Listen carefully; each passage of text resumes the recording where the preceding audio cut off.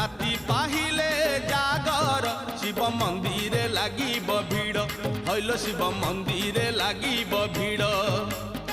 पहिली दर्शन पहिली घर्षण पहिली दर्शन पहिली घर्षण पहिली पंडा पहिली धंडा पहिली भोग पहिली जोग पहिली भकत बड़ राति पाहिले